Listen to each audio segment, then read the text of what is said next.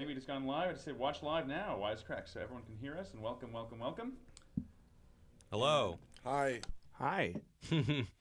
All right, so get started. Are we recording? We are recorded and ready when you are. All right. Welcome, Wisecrack. Welcome, Wisecrack YouTube fans. Hey, everyone. Welcome to the Squanch. I'm taking that again. We're Already live. fucking it We're up already live. fucking it up.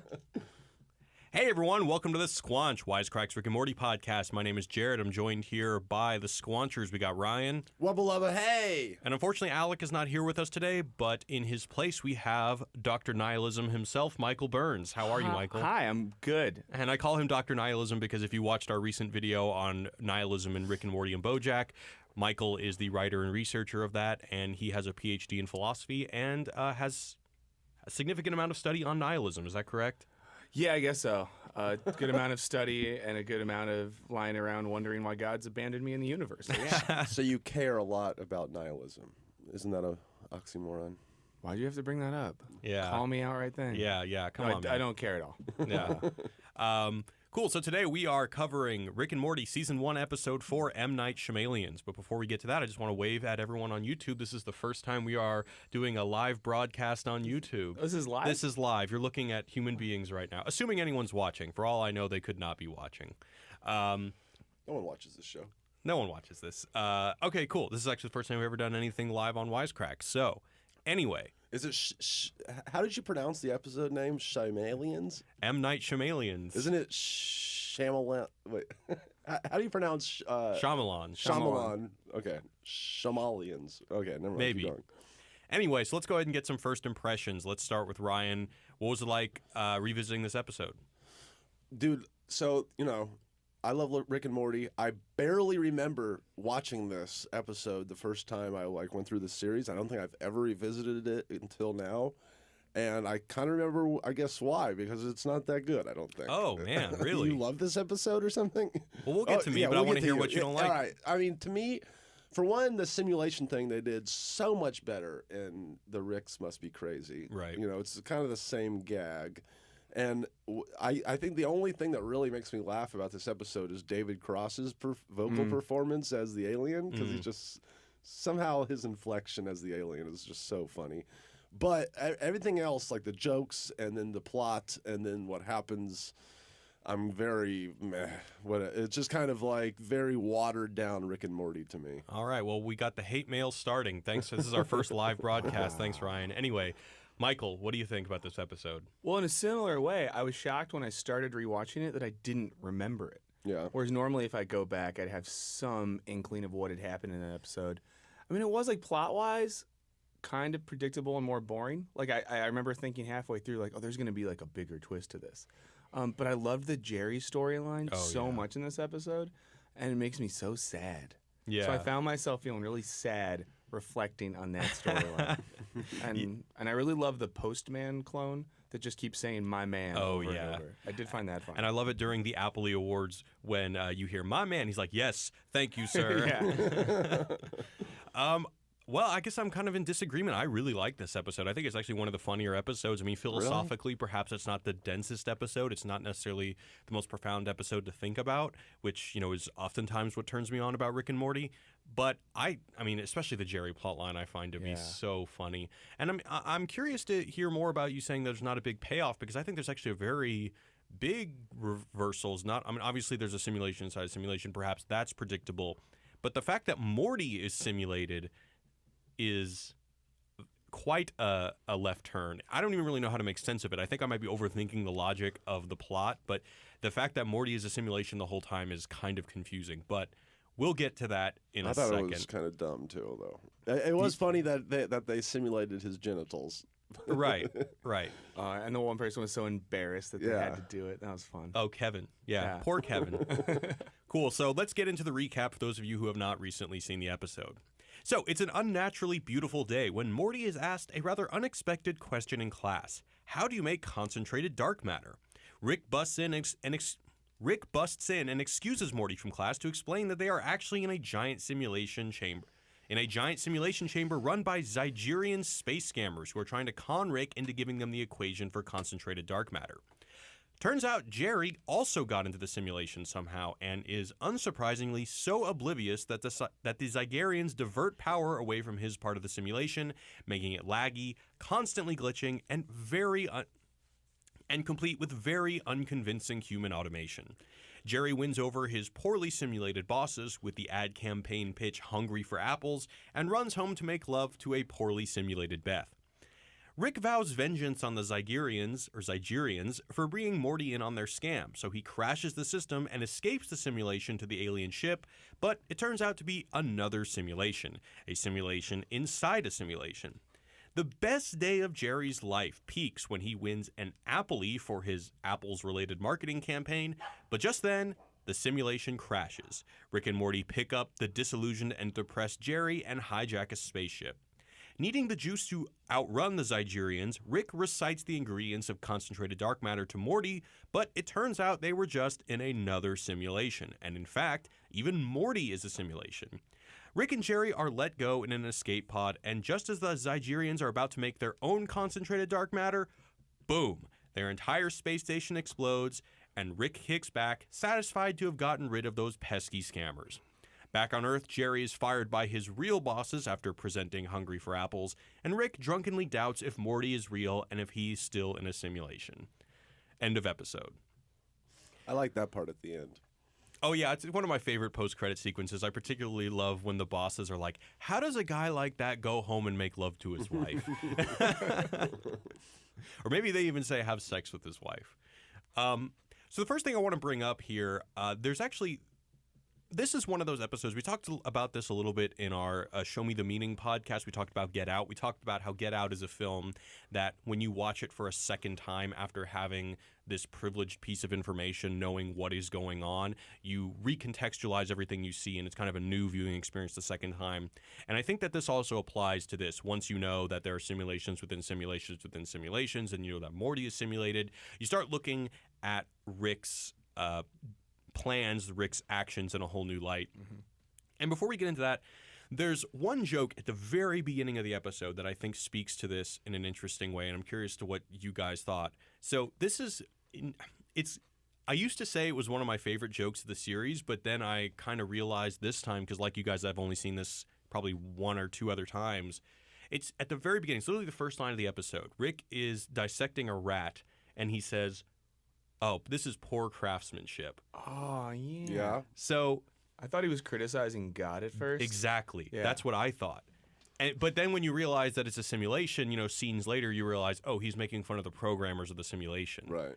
But I thought that it was another atheistic joke of him looking at, quote, God's creation and saying, oh, this is just shitty. And I almost prefer thinking of the joke in that light because it relates Rick to God, and saying, like he's criticizing God's work. But then again, well, it does work in that way, though. Well, no, I guess it doesn't. Only on the first time, like you said. Never right. mind. Continue. But then I was thinking, like, well, if that was the case, that would be the most religious moment of the whole show, because then wouldn't that be suggesting that there's some sort of intelligent design?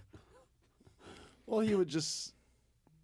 Whoever designed, or if it's designed, it is shitty craftsmanship. Right. Yeah. Or even the evolution itself did a Right.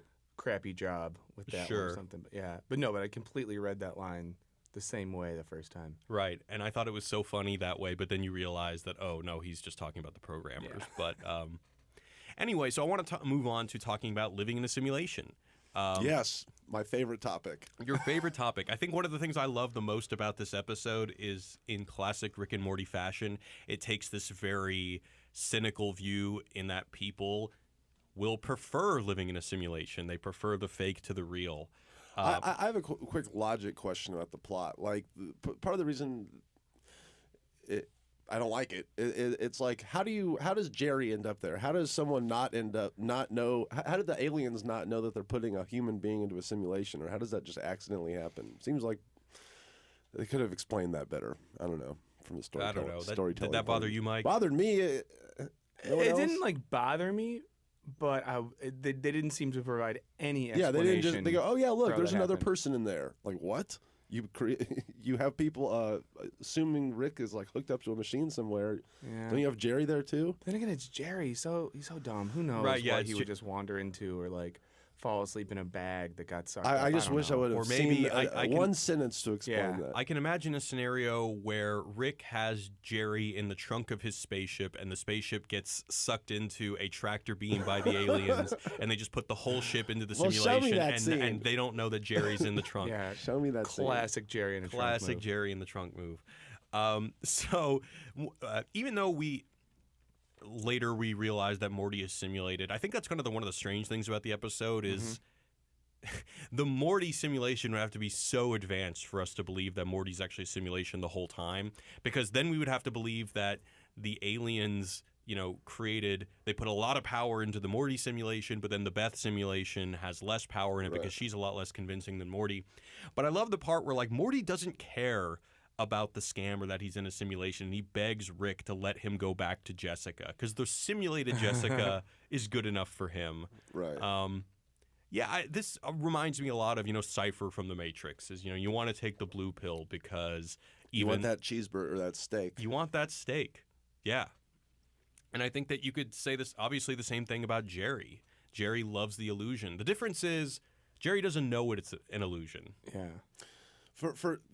I like the Jerry plot. I think it's funny, but it's total one-note joke to me that every single scene, like the first scene, it's the same as the last scene. It's just like, okay, he is an idiot. He likes simulations better. Yeah. I think and then more and more of that. Yeah, but I think you're right. Like, it is totally one note. That storyline itself isn't that diverse or interesting. I think it brings up a lot of interesting questions, though. About his person, about him. It's like I think about him, and then just about that question in general. Like, how much would we like some simulated world where all of our desires are immediately affirmed or something like that? What does it say about our humanity that it'd be so easy to potentially fall into that?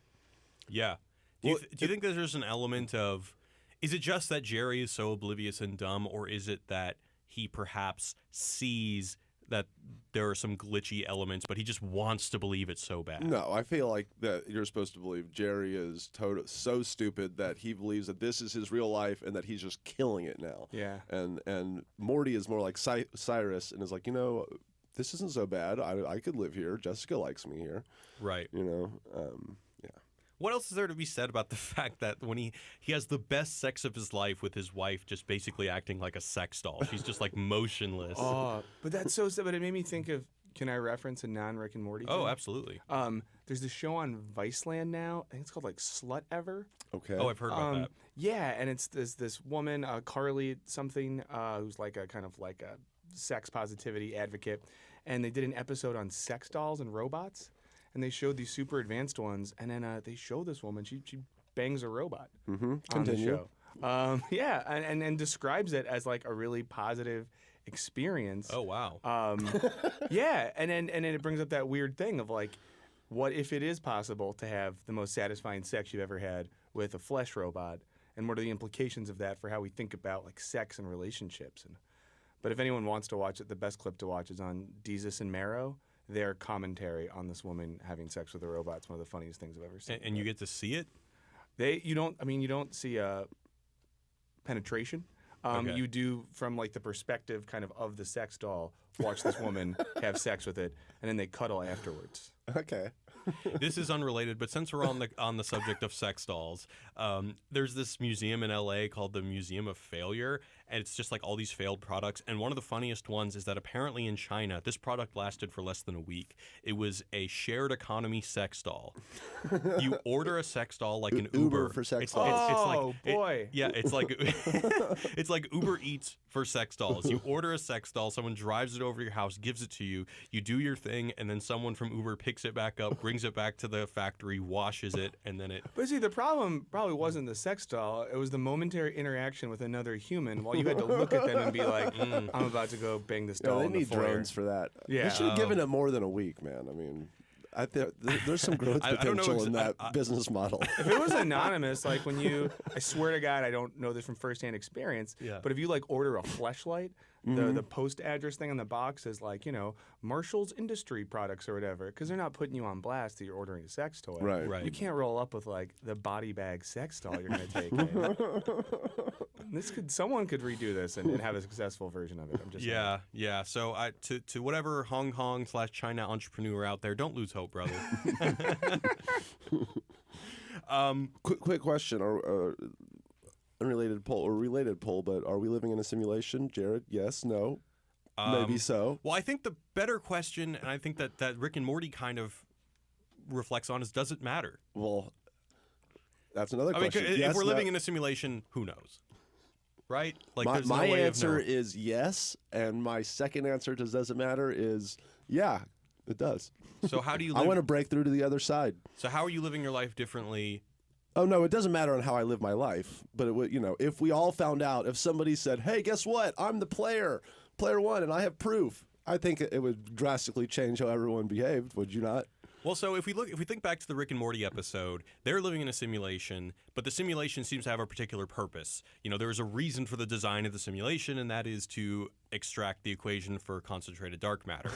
What would be the purpose of our simulation? Yeah. Who fucking knows? There could be a million. It could be Well, important it goes- purpose. It could literally be just someone's entertainment. It could be a random computer generator thing that the creator doesn't even know that we're all out here. Well, it It goes could be back to fucking the anything. question of intelligent design, except not from a celestial perspective, but from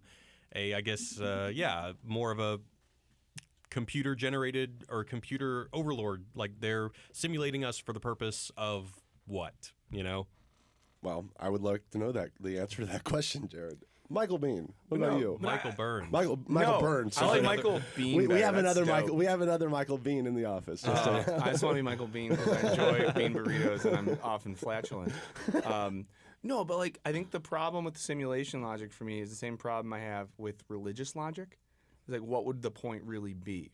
So often that's your problem with it. I mean, to me, that's the secondary problem. It's more the first is the physical part. Yeah, well, of course that, but I'm kind of practical. I often start practical and get theoretical. Well, to me, it's that's the thing that we would never. I mean, who knows what the advanced civilization that made it, their intentions are. I guess To me, that's a good point. Yeah, for all But we know, that our whispers and laughs create energy that fuels their futuristic sex robots. But Like in The Matrix, minus the sex robots. Their shared economy, futuristic sex. But to your point, Ryan, if you want to break through, then I think I would love to. Well, then it's terrifying. Well, then I think that your first goal would be to figure out why they even created it in the first place. Once you realize what our simulation creating overlords want, No. then that's no, the your first step in order to knowing how to break through. The first step is to figure out the physics, nanophysics of our reality, and then try to go through a black hole at some point. And then you go over and find the intentions. But if that was the case, clearly the people who intentionally had done it aren't gonna be happy or psyched to see it if you break through. Well, So I don't give a fuck. They made me. I'm gonna go. Well, hang out with them. how do you know they're not going to try and thwart all your efforts? What if it's just completely futile? They probably would.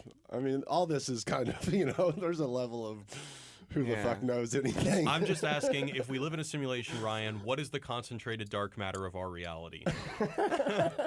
I wouldn't tell you that even if I knew. It could be anything. It could I bet be... it's drunk people singing "Don't Stop Believing" at bars, and every time that happens, that sort of chorus fuels something in another dimension. Why else would that song exist? That's a good question. So you're saying that we should continue to sing "Don't Stop Believing" because it'll give our digital overlords incentive to make our reality more palatable? Maybe. Or should we hold "Don't Stop Believing" hostage and stop singing it so that they'll, make our reality a little bit better and reward us, and then we reward them? I don't know. That would turn the ex-frat bros against us pretty hard. Though. I don't know if I want to mess with that contingent, but All right. All right, Next anyway. point, Jared. Moving on. I guess my next question is, does Rick always know that Morty is a simulation? When does he realize that? That was earlier. I wanted to bring this up Yeah. too because the logic. I don't like getting into the logic of the plot of these episodes, but it doesn't make sense. If Rick is criticizing the rat and is like, shit, I'm in a simulation. If he knows all about simulations, why would he automatically assume that Morty is also with him in this simulation? Wouldn't he just say, shit, everything around me, you don't, right? Well, it seems like he is skeptical of Morty until he sees Morty's penis. He sees that there's a penis. At least. Oh yeah, okay, you're right. Well, yeah, and, I don't know. and he On the knows one- the aliens don't like penises. Right, he knows the aliens don't like penises, so he sees that, okay, well, if they digitally created my grandson's penis, and he must be real. But then at the end, obviously, he tells Morty the equation for concentrated dark matter. So at some point, he realizes... I think it's right That Morty's before there, fake. right? Yeah, it's right before when that. they're playing catch with the processors. Right, it's like the heartfelt moment. Yeah. And then as soon as they get in the ship or whatever, Rick's whole vibe is like, yeah, whatever, blah, blah, blah, blah, blah. So it seems like he, at that moment, the heartfelt thing, I don't know. Yeah, that's I think to me so. when it seems like Because at something's that up. point, he'd been tricked a couple times for the simulations, and he probably caught on. Is he ever tricked, though? That's my question. Yeah, it's another question I had. Oh, you think from the very beginning? If you are to think that Rick is never tricked and that he knows from the beginning how many levels of a simulation he's in, because if he can't escape the simulation, at least the ones that are, I guess, operating better, that he can't just crash the system, he needs to trick the Zygerians into revealing, oh, you're just in another simulation, of turning that simulation off by either A, pretending to give him the combination to his safe, or pretending to give the equation for concentrated dark matter. It just gets strange because, once again, if Morty is how would he know that Morty's a simulation the whole time? How omniscient is Rick? I mean, I think that the whole So thing... he's playing 4D chess. Yeah, like super 4D chess. If we're meant to believe that, it's not entirely clear. Well, is his goal to destroy them, or is that just incidental? Does he happen to blow their shit up at the end, or is that the goal? Oh no, all along? that was totally him saying, "I gotcha." Yeah. At the end, you Well, know? the interesting thing is the reason why he says that he wants to destroy them. Apparently, this has happened a couple times, but he's never actually wanted to kill them. Is because he says they brought my grandson in on this time. That's so right. fuck them. But Oh, then okay. turns out And they his- didn't. Right. Oh boy. But See, you- that's but why you- I think but you that he could- knew at that point. Up till that point, he's like, he really thought that it was Morty, and then it was the moment you're referring to right before. Yeah, I forget exactly what they say, but It's like a game of catch or whatever. right. And I forget the exact line, but And somebody then would never somewhere around then he figures it Yeah, out. he says something like, "Oh, there's always enough time for goofing around." Or Yeah, something yeah, like yeah. that. Yeah. Which is so unlike Rick. Yeah, and Morty. exactly. say. Yeah, it's like jarring when he says that. I mean, be like, wait a second. Right. I was like, what is that going to be used for? Yeah. I think my theory, and this is based on nothing. I think there really is no The best textual theories evidence. Is that, and this is quite crude, but it's that Rick takes Morty's pants off, sees Morty's penis, and he says, "That's not my grandson's penis." That's He says, "This is a poorly designed penis." I know that that's- penis like I know the back of my hand. And, As we discussed last time, Rick does seem to have a proclivity for remembering people's private parts. Like he knows that whatever the girl from Anatomy Park had a puffy vagina. And Yeah, that so was weird. I think that, there may be some validity to this. I think you're right. Another thing I want to bring up, one of my favorite jokes of this is something that they did in the pilot and is something that I think is essential to a rebel character like Rick, and that's making fun of bureaucracy. But it's not Rick who's doing it. So this is actually in the alien spaceship. So the Prince Nebulon says, "How did this happen? Where's the abductions department?" And the Zygerian says, "Hey man, abductions just followed acquisitions orders." And then another Zygerian says, "Don't put this on acquisitions. We only acquire humans that haven't been simulated." And as well, simulations don't simulate anyone that's been abducted. So, oh, I see. Oh, it was no one's fault. Okay, I'm sorry. Well, the problem's solved. Oh, wait, no. There's still another human in here. Who is he? Oh yeah, so you kind of answered my question before, but I forgot about that conversation about how Jerry ended up there. Right, it's alien bureaucracy. Alien bureaucracy. That's yeah. an acceptable answer. And I love Yeah, it's when we have advanced societies that have spaceships and simulations within simulations, and yet they still haven't overcome the red tape. Yeah. Always a good joke. Always a good joke. There's also a really funny detail when Morty is in the simulated version of his school. There's a poster in the background. I love how there are some details of everything is just simplified. There's a poster in the background that I don't believe is actually in the real world math class. It says 2 + 2 = 4. Math! !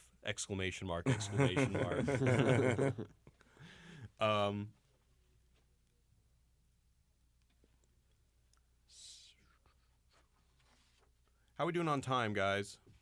We're good. It's 11 o'clock. Still got about 50 minutes. How long have we been recording?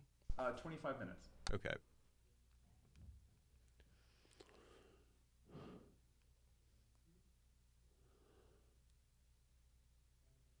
I'm wondering if you guys think that there's... So obviously the Nigerian scammers are a play on Nigerian scammers. I'm probably reaching a bit here. I actually just noticed that. Thank you.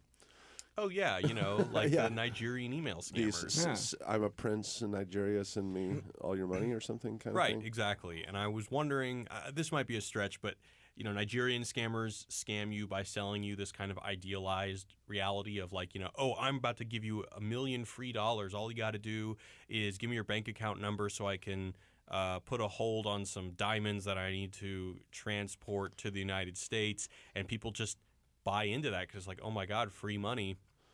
And in a sense, really, it's like senile senior citizens that get the email and are like, whoa. And Well- they use like romance and stuff to play off it. So like there's crazy, dudes in yeah. Nigeria that will like court like older women online. oh wow, And that's how they get like when they're successful, that's often how it goes I had down. a friend's grandpa with dementia that literally emptied his bank account like 5 times Oof. to these people on like the phone and stuff. Damn. I don't know if they were Nigerian princes, but it was the same kind of shit. that's really unfortunate. But you know, your point about romance is, well, that's another weird thing. It's like they bait Morty with the romance of Jessica, but then again, he's a simulation. So unless we think that at some point the real Morty is switched out, do you guys think that at all? No.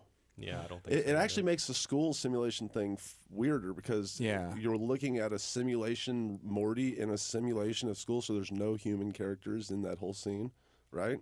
Except for Rick. Well, because Rick is like looking through the window. Oh, yeah, for a second. Yeah, okay, yeah. And Well, not only that, but like simulated Morty is able to go through simulations. You know what I'm saying? Like we're in the third level yeah. simulation, and then everything shatters around them. Right. The simulated Morty can jump off the Yeah. edge of the simulation. yeah, what the fuck? I guess that makes. But then we sense. see Does simulations that on the make ship later, right? When they're like running out, and we see different simulations that are existing in that world, like the Pop-Tart person and the My Man Postman guy Right. Yeah. are in there. It's true. Yeah. Yeah. So, Ryan, you like VR. I love it. Do you identify with Jerry's desire to live a simplified life where you're always validated for everything? Well, what does that have to do with VR? Because VR is like a similar, it's at least a step toward an escapism, an idea that you can. But Jerry thinks that he's in the real world, though. He's not trying to live a simplified life. He thinks Okay, he's living fine. the real life. Even if you were to make that argument, which is correct, you could still say that once the simulation crashes, he's so sad. He's like, no, bring Yeah. me back. Yeah, Okay. he has that sense of like genuine melancholy. It seems like where he's glad to be out of it, but recognizes he has to go back to his real life where no one gives a crap about him, and he doesn't get to have sex with his wife and whatever else it is. Well, I mean, here's the thing. I don't do VR because the real world sucks. It's mainly just because, like, well, shit, I can't fucking, skydive, in my home. I can't fucking, Yeah, but- jump off of do all this stuff I can do in VR. Right, and Jerry can't be a hotshot at his job, can't be an award-winning Apple advertising guru, and he can't have sex with his wife. So what's the difference? Well, there's a big difference. I don't go You're and just- put my you're- VR thing on and go, all right, now I'm You're the experiencing- CEO of a company. Yeah, and I'm no, but you're just experiencing things that you couldn't experience in real life. Yeah, because your baseline life is all right, respected podcast host. But Jerry sucks. Yeah, Respect. like you don't have to simulate this; you just have it. You know? But wait, what was your original question though? It was I guess part of the reasons why this episode is dark and kind of the element of darkness that comes from this, which is present in pretty much all Rick and Morty episodes, is that there's a significant argument that we prefer even a poorly created alternate reality that's more idealized, that's more, and I think that Jerry's thing, although sad, does speak to something that I imagine is within all of us, that, we all want that affirmation, we all want that escape, I think that there's a desire in all of us to live in a constructed reality that I think Michael said earlier, that kind of fulfills our desires. well, okay. I mean, what I would say that from a, I mean, I don't think that many people are going to be doing that now, but in the future, like I do think that there's going to be this weird kind of Ready Player One, Blade Runner, or not, yeah, like you are going to have lots of people that are going to have a shitty situation in real life, literally all the time plugged in to, with an IV plugged into them or something, and they just live there all the time. I mean, I definitely think that's coming, and it's going to blur the lines. Where do you think the line is, Michael, between like a VR and a VR idealized reality and a sex doll? Or don't they come hand in hand? Yeah, they do. No, but I think there's like a line, right? Because we could say that we're so far away from like a Ready Player One type scenario, but like we live in a world now where you could technically like get home from work, have a lot of your community life be digital or simulated. Get any content you want right in your home, get food delivered, get a sex doll in your home, kind of like start to isolate yourself with a bunch of like replicated stimuli. So I wonder, it's not that big of a leap from something like that into something like a simulated reality. Like we can have like artificial material reality right now, it seems like. Right. Which is of a kind of something. To what simulated. extent is a sex doll is just a simulated human being? I don't think that we need to draw like a strict line, and that simulation is necessarily always something that is digital and immersive. I think that, Yeah. Well, it's something that there's no agency on the other end. There's no like freedom on the other side of your experience. So it seems like in any case where like you're the one with agency and everything else is freedomless. That we could call that simulated reality, whether it's material or digital. Right. Yeah, I agree with you. It's more of a feeling more of a. It doesn't have to be in a computer, but like if anyone's into VR, there's this game called Werewolves Within that when I first got, I played for every night, and it's basically like the game like Mafia or something, but you're literally around a campfire with 8 other people, and I became really good friends with all these people. Every night I'd go home, and then you're literally hanging out with like digital avatars of them, and it was like kind of this blurry like, wow, I'm like becoming better friends with some of these. I'm like hanging out with them more than I hang out with some of the friends I live next to. It's bizarre, and so I can totally see getting sucked into that. And how do you feel about those friendships? Like, do you is that friendship any less authentic than the one with your neighbor? No, I mean, I obviously don't know what they look like in real life, but I mean, then that's a little strange. But no, it's another person connected to an avatar. It's good enough for me. To this same point, we have a movie podcast that. One of our contributors is Austin, who's Michael's ex-roommate. Yeah, we've never met him. I've never met him. I bet a lot of podcasters don't even know that. But yeah, like he's lived in New Zealand most of the time. We do it. He lived in the UK. He's moving to New Zealand. Allegedly. Allegedly. Wait, I thought he lived. Can Michael? Can you just give us some dirt on Austin real quick, since we have you here? Yeah, we used to nickname him. We called him Nitro. Okay. For 2 reasons. Once, he started in a commercial back in the day. For snowmobiles, and in the commercial, I think it's that his dad ends up stealing his girlfriend. Whoa! In the plot line of this commercial, in a 30-second commercial. It's like a 1.5 minute long, kind of like promotional ad for I think it's like a Ski-Doo snowmobile. And at one point he says, "I'm gonna take it to Nitro," and we found this when we were all in graduate school together. So then anytime he would get a little bit inebriated, let's say, we would stop calling him Austin and start calling him Nitro. All right. Guess what we're going to start calling him. It's coming over to the podcast. Thank you for that. Don't worry, it's a tip of the iceberg. So that's the first little morsel, but more to come. Well, I don't want to blow our load No. here. Yeah. We'll keep this train going. In fact, when we get to a very touchy conversation, I want to bring you in and I want to have you guys just go at it. Okay. On that. Anyway, so I have another, I guess, to this point about whether a simulated reality is more authentic than an actual reality, or if we're living in a simulation, what we at least think is actual reality. I have another anecdote that I used to play World of Warcraft back in the day, and I met a guy on World of Warcraft who he went to UT, which is, I was still in high school, but he actually grew up in a neighborhood similar or very close to me, and we became friends. And years later, I went to his wedding, and at his wedding, just was talking to these randos. Turns out they were in my World of Warcraft guild or clan.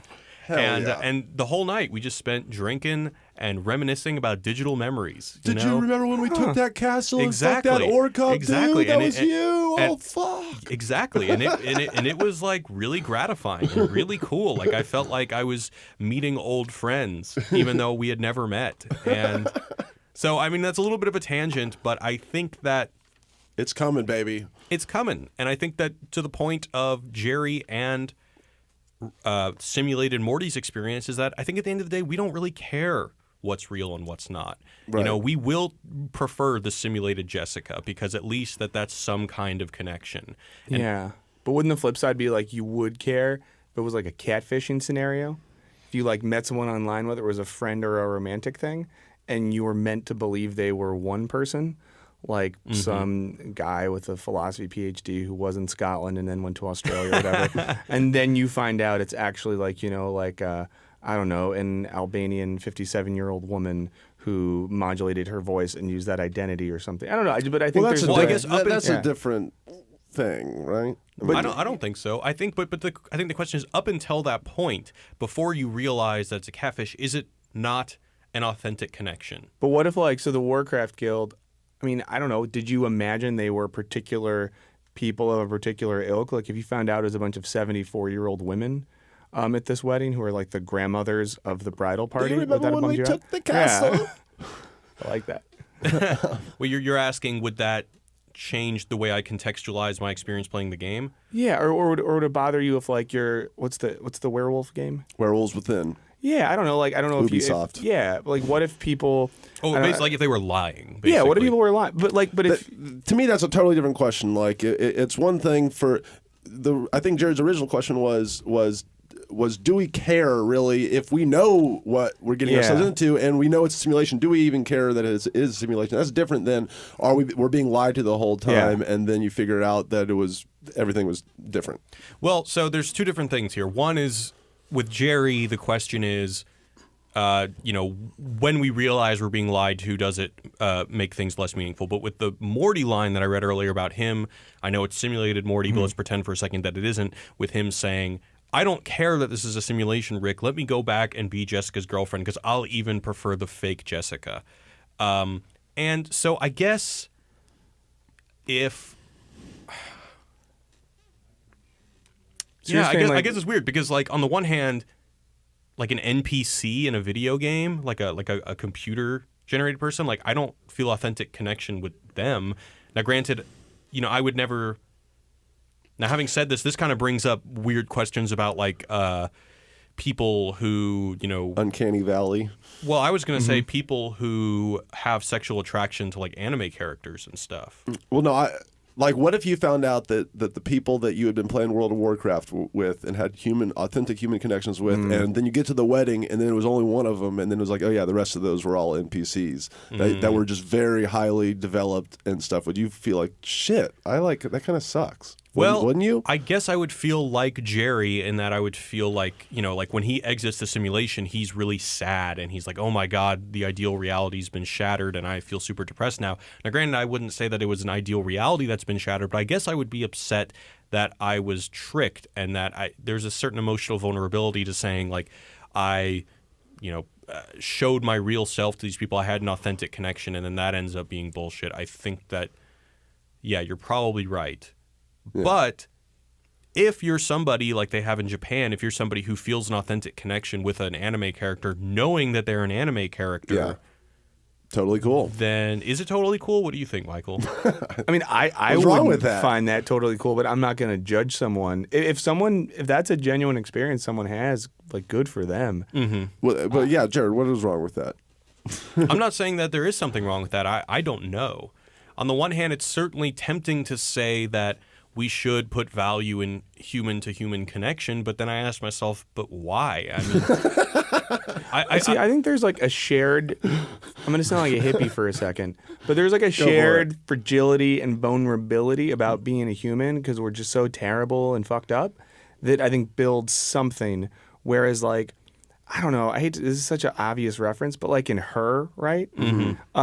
That in like the third act of the movie when there's that disconnect where he like can't relate to the fact that she's, you know, connected to the other 1,000 people she's digitally dating and doesn't have the kind of like vulnerability and kind of like individual nature that the Joaquin Phoenix dude has. Sure. I think that's like a real thing. So for me at least, I think there'd be a limit for how much I could feel or relate to a simulation or an algorithm or whatever it would be. Well, okay. Let me ask you this, Mr. Nihilist. You Worst nickname. I like Mr. Bean better, or whatever it was. Yeah, okay. I mean, just like say someone, this hypothetical anime lover in Japan is like, fuck people. They have all this baggage and shit that comes with I've been in relationships and they suck. Yeah. But this anime person, this idealized person on this cartoon I love, I know them. I have seen enough of the shows. I know how they're going to react and behave, and I love them for that. And I would just be skeptical of how long that could last, in terms of like several seasons. Yeah, but yeah, And so a I don't- movie. Yeah. No, but if that works for someone, once again, I'm not saying that is objectively morally bad. I am saying Just not like, for you. Yeah, when I think about whether it's like a friendship or a romantic relationship, the reason we continue to hang out and like certain people is because they're kind of like fucked up and dynamic and weird, and they change and they alter, and they're not like algorithmic in how things happen. Like that's what makes human relationships interesting or dynamic. That doesn't say that there's inherent meaning in any of that. It's all just random shit. But it makes it fun or interesting, at least for some people. But what if the algorithm was so complex that it could Simulate a real Yeah. person. or just simulate the vulnerability and all those elements that are quote unquote human, the vulnerability, the uncertainty, the self-doubt, all those things that make a human connection special. What if even that could be simulated? Well, there you go. I don't know. I mean, I think if we get to the point where we can simulate like the absurd brain chemistry of a human, Right. then at that point, then it's just a question of like, what do we call a human and what's not a human anymore? I mean, Which is just begging a whole other set of super weird speculative questions. Right. kind of similar note. Have y'all seen the deep fake videos online? I've seen a couple of them. Yeah. Have they? Do you know what that is, Michael? No. For anyone out there not, It's- yeah, tell them, Jared. So deep fake. Correct me if I'm wrong, but it's basically that really scary dystopian face emulating software to where you can basically Oh, like what make they're doing with porn and stuff now? yes, Yeah, exactly. exactly. So And other stuff? so you can put whoever's face on anything. So like some of the funny YouTube stuff is they have like deep fakes of putting Nicolas Cage's face on other movies, and it's pretty convincing. I mean, all the stuff on YouTube is done by amateurs, but it's scary how seemingly easy and precise it can be. So Wait, yeah, you so can, someone could hypothetically Just with put- some snapshots of your face. put Jared's face in the movie Mrs. Doubtfire for the whole movie and upload it online. I'd watch the shit out of that. Hypothetically. yeah, they could. I get that. All they needed is thousands of pictures of Jared's face doing different emotions, I assume. But I honestly, when I had heard about it a lot from people, and then I saw the Nicolas Cage videos, I'm gonna say I wasn't totally convinced. Like, it was definitely like, all right, I can definitely see there's that CGI there. But it's enough of an idea to where it gets in your head. You're like, well, fuck, in 10 years this is gonna be perfect. And then imagine the people on you're- YouTube are amateurs. You're not gonna Yeah. look at any video the same. You know, it's gonna totally just change how It's like, oh, hey, I have video proof of this crime he committed. Well, Or then at that Okay. point, like, if someone wants to make a movie and doesn't have the money for cast, can they just literally... oh, you're gonna have to totally get your like face copyright or something if that's Yeah. possible. Or you're- Right. Well, that's just going to make people who own the estates of dead actors are going to become much richer, because then like they're basically just getting SAG. Dude, I cannot know, wait with- to watch like an awesome movie that stars like all these dead actors from throughout time, together, like Humphrey Bogart and fucking Marlon Brando all in a movie together Audrey Hepburn is like a cyberpunk badass. with Nicolas Cage. Right. Yeah, there. we're going to have like Brando and. We're gonna have Brando, Laurence Olivier, and Ryan Gosling And in Honey a buddy Boo Boo all in a buddy together. comedy. Wait, Ryan Gosling's dead? No, he's the one that's alive. Okay, I just... Whew. All right, how are we doing on time, guys? We are now at 45 minutes. All right, let's move on to the mailbag. All right, we're gonna move on to the mailbag. So I've got some questions picked out. This one is from Kristen. She says, I was saddened to hear that nobody sent you Rick and Morty porn names when you asked for them 2 episodes ago. Yay, Kristen. I thought of some off the top of my head while I was listening, but failed to actually send them along. I imagine some social loafing occurred for the rest of the listeners too, because there's no way the internet would intentionally not actually deliver on this. Anyway, here's what I've got, and may the Lord have mercy on my soul. So, we're going through Kristen's Rick and Morty porn names. And for those of you who haven't listened, Ryan looked at the most the most popular Rick and Morty porn on Pornhub, and it was called Dick and Morty, which we didn't think was terribly inspired. So here are some of Kristen's ideas. First one is just called Two Boners. What? Okay. Next one is Fister She Seeks, like Mr. Me Seeks. Fister She Seeks. All right. I like Two that Boners came out with a dud, but Yeah, then she really jumped went up a in that little bit second up. All right, keep Next going. one. Nobody exists on purpose. Nobody belongs anywhere. Everyone's going to die. Come watch TV. Come pun. Okay. That was just like a complete brick, 3-pointer all from right. deep, She's and got then a some missed layup. Rick and Squarty. I think maybe I she like meant that. Rick what and is Squirty. Can you just go squirty? Like, just go I think squirty. we're Let's gonna go say Rick and Squirty, and I Rick and like that. Squirt, okay. That's a plus material right there. Pirates of the Clitoris. That's more of a Pirates of the Caribbean kind Right, of. but Yeah. you know, the one with Anatomy Park. Okay. I like this one. Goodbye, Poon Man. Wait, can I didn't. It cut out. Can you do that again? No. Goodbye, Moon Man, you know, from that one episode. Was that like a... It's a song. It's a real song, right? Okay. Anyway, If I heard it, I wouldn't get that it was Rick and Morty right from the get-go. But that's why I tried to sing. yeah. Yeah, it's good enough. Yeah. Okay, this one I don't get. Choke up on the clap. Ooh. All right, well, this is the last one, and this is my favorite one. Simply a chemical reaction that compels animals to breed. Yes. Yeah. There we go. Thank you, Kristen. Thank you, Kristen. A plus. And for the rest of you who didn't send us porn names, come on, get your Yeah, shit together, fuck. guys. What the fuck is Although wrong there's some with really all good you? ones. I feel like I was negative about Kristen, but like she really put it out there. She tried Yeah, some stuff. you tried. Oh, yeah. Some of those are really A good. plus so for effort. really good job. Absolutely. And to be honest, Kristen, the one I came up with totally sucked. I didn't even come up with one. I just said, it's some variation on Get Swifty. I couldn't even come up with one. So, Kristen, you definitely did better than me. All right, so this next one is from Sam. So, in our Well, last episode of...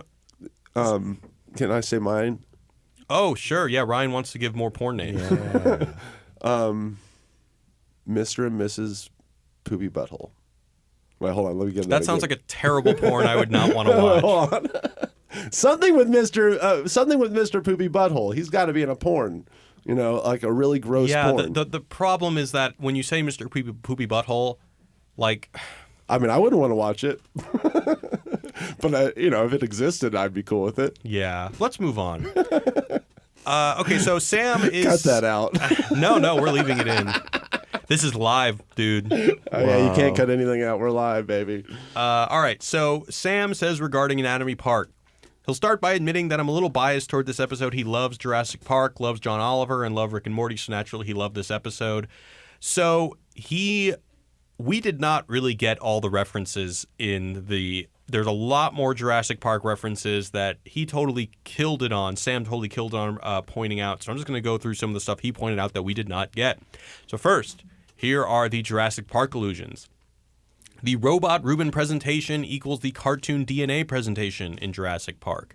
Dr. Xenon Bloom equals John Hammond. Poncho equals Dennis Nedry. Hepatitis C saving the day is like the T-Rex.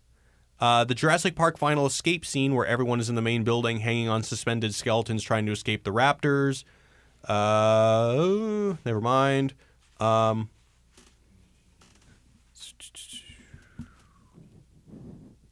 This is live, Jared. I know. All right. So the next, those are some of the references from Jurassic Park. He also wanted to point out some of the references from Disneyland. So he says lots of obvious references, but my favorite is the guy in the costume. It looks like some sort of Pluto Goofy hybrid. Ploofy? Gluto? But there's a part where they go in the lungs and they're standing on the catwalk. Ploofy catches up to them as the doors are closing and takes the head off the costume. Dr. Bloom points to him and says, "Put that back on." I believe this is a call out to Disney and how the employees have to always be in character no matter what. Apparently, they're very strict about this and give the employees little room for error. In this instance, the park is failing and their lives are in danger, but Dr. Xenon Bloom still won't let the guy break character. I like that because In my years before Wisecrack, I produced a commercial for Disneyland, and I got to go backstage to where the characters take their heads off and are smoking cigarettes and taking cigarette breaks. And yeah, they're very strict about do not break character, do not take the thing off unless you are backstage. Yeah. And for years before Wisecrack, I was a mascot character, and I never broke character. That's Thank right. you very much. Ryan did birthday parties. That's incredible. 4 years, baby. For 4 years in the service, and he even dressed up as Yo Thank you Gabba for your Gabba service. and did and hosted the birthday for what's her name? Gwen Stefani's kid. Gwen Whoa. Stefani's kid. Yeah. The one that with was- Gavin Rossdale? Yeah, they were nice. That's pretty cool. I'll see him in People magazine every once in a while. I go, oh, I remember back in the day. I was at your birthday party. No, And they got divorced the next day. Oh, they got divorced since their party? Yeah, Yeah, dude, man. she's with the country guy now. Oh man, Ryan, you fucked it up. Hey, All right. Broby fucked it up. Damn. All right, so this one's from Blake. He said, in your recent episode on Lawnmower Dog and also during Anatomy Park, you discussed whether it was moral to give a dog self-consciousness on the level of human being. You talked about a philosophical viewpoint which states that it is immoral to have children, which is called antinatalism. If you're interested in investigating the concept further, you may want to check out the work of David Banatar in his book, Better Never to Have Been. Interesting. Are you familiar with this piece of work, Michael? I don't know. Is this the guy who wrote like a New York Times column recently on the same thing? I saw something. I don't know who the. I saw some sort of a paper or an essay or an article Yeah. that was about why it may have been better not to give life, but I have not heard of the term antinatalism. But this is super Yeah. interesting. Do you have, as the only professional philosopher here, do you have a perspective on this movement? Also, to answer your question, it was in the New Yorker, the case New for Yorker. not being born. Yeah, yeah. Is that guy? That's that guy, Benatar? yeah. David Benatar, yeah. Okay. Pat's little brother, actually. Pat Benatar's brother. Okay. That's not true. I don't know. I mean, I know that article got a lot of flack, but I mean, to wildly speculate on the status of unborn children. No, I don't know. It seems like a weird. I think the ecological argument is more interesting. I don't know if that guy's book talks about that. But I think there's a way that you could discuss the ecological ethics of reproduction, looking at like rates of consumption and climate change and stuff like that. And you could either argue that like maybe we should take a break on producing humans because of the strain we're putting on the environment, or the flip side would be, is it moral to bring children into a declining world? Right. I believe in the article there's some sort of, it's almost like a Pascal's wager kind of thing where it's like you enter the world and it's good, you enter the world and it sucks and you suffer, and there's some sort of like, 3 out of 4 of the choices of being born ends up sucking or something like that. So therefore, is it ethical to bring life into the world? Yeah. I mean, I have a friend that's like an ecological philosopher. I won't say his name. He's published a lot of books, though. His personal thing is he thinks it's immoral to have children, but not in like an antinatalist way, but just that like he's convinced that the world is legitimately collapsing, Okay. and that to bring a child into the world right now would be like inviting a friend on the Titanic after you knew it was going to hit the iceberg. So how would he feel about China's one-child policy? Would he think that that's a good thing? I mean, I don't want to put words into his mouth. Yeah, since but I didn't say his name, Yeah. I'll just say wild things. I mean, I think that like if it was for reasoning like that, maybe. But I think that in that case, you would still be bringing a child onto the Titanic. Right. So I think that someone with that view would probably say No kids. no kids. Oh, but in terms of the ecological argument, having the government mandate, shrinking the population perhaps is necessary under that frame of yeah, thought. maybe. But then it just seems like it'd be way easier just to ban fossil fuels. Sorry, car lovers out there. Would that be easier though than telling people they can't have kids? I Then mean, mandating what reproduction? Yeah. well, they've already How are done you going to it. enforce it? Yeah. China did it. Are you Oh, gonna, no, are you I gonna know do it, that. Jared? Are you So- ready for that responsibility? I mean, I couldn't do it by myself, but if you give me a huge government, I can. I'm just A saying, huge like, totalitarian it just seems like government. less difficult to be like, hey, sorry, we're phasing out these cars than to be like, I'm taking your child. Like I could, All I'm saying is one of them's been done, the other one hasn't. damn, trumped by the practical example. Fuck. All right. My position is be fruitful and multiply. God bless. So this is from Chris. JK. He said, "First of all, I love your podcast." Thank you, Chris. "Though I must admit that I don't agree about your viewpoints on Morty Anatomy Park, even though it's one of my least favorite episodes, I think it shows us a lot about Morty's characteristics and his relationship to Rick. I don't think that they made Morty more brave because someone had to push the plot forward now that Rick wasn't there or because he wants to get laid. Instead, I think it says something about how Rick's presence affects Morty. When I'm with someone who is smarter, more brave, or outgoing than me, I immediately fall back and become more nervous and questioning. And I think that's the same that we see with Morty. Without Rick there to either undermine him or make him feel bad or dumb, he has more space to be himself, or at least the person he wants to be. As someone who studies psychology and knows a thing or two about abuse and abuse victims, this seems like total normal behavior when the victim of abuse feels in a safe space from their abuser. And with Rick not being physically able to get there within seconds like everyone else, Ruben's body could be a safe space." So what do you guys think about this? Do you think that Morty is braver in the Anatomy Park episode because Rick is not there? That's an interesting point. Yeah, I mean, I definitely believe in his idea of, you're different, people behave differently around different kinds of people, Yeah. So. Once in 8th grade, I was friends with this really handsome guy named Colin Wines. Okay. He was very popular and cool. Whenever I was around him, I couldn't talk to girls. It terrified me. And then in 9th grade, he switched schools. And I got my first girlfriend and got more friends because it was easier for me to be myself when I wasn't friends with the handsome popular guy. Wow, what an asshole that guy is, being all good looking and shit. Yeah, I hope he listens to this and I hope your life fucking sucks. No, I'm kidding. Yeah. I guess you don't keep in touch with him. What? No, I think he became an evangelical Christian financial planner, and I saw that on Facebook, and I was like, yeah, I'm good. Okay. Because I'm faithless and poor, so I don't need either of the services. But I wonder, I do wonder if was it Chris? Is the name there? Yes, Chris. Yeah, I do wonder, and maybe this is too heavy to talk about, but yeah, I think there might be a line, though, between Rick being an abuser and an asshole. And I think that's a different thing. Well, so even in this episode that we're talking about, M. Night Shaym-Aliens, there's a part where, in order to get away from the aliens, he just pulls Morty's pants down. Instead of pulling his own pants down, he just kind of, he's always a dick to his son. Yeah. Could that? I mean, I'm sure there are certain people that could argue that that's abuse. Yeah. Yeah. That's I love that moment. Yeah. All right. This last question is from Mark. "Firstly, love the podcast. It's really enjoyable to listen to your insights. Thank you." Thank you, Mark. Yeah, Mark. "At the end of the last episode, you started talking about whether it's desirable to attain knowledge, which immediately made me think of the oft-quoted phrase by Alexander Pope. A little learning is a dangerous thing. Drink deep or taste not the Pierian spring. The Pierian spring was said to be where the 9 muses resided in ancient Greek mythology, the fountain of all inspiration. There's definitely some truth to this, as intellectual curiosity can be a rabbit hole. However, I think there's a distinction also that needs to be drawn between knowledge and wisdom. I would argue that knowledge is simply data as attained, but wisdom is the understanding of such data as a means to live a good life. Kierkegaard argued that the good life cannot be a matter of disinterested inquiry, but that a person's value system is lived truth which is developed over time. My point is that whether or not knowledge is a curse is entirely a matter of perspective. Granted, you may learn uncomfortable things along the way, but how/if you inculcate them into your value system is up to you. There is no one right answer." Very well said. You're a Kierkegaard expert. You've written about him. How does that resonate with you? Yeah, that's right. I think what he was getting at there is Kierkegaard was obsessed with the difference between abstraction and appropriation.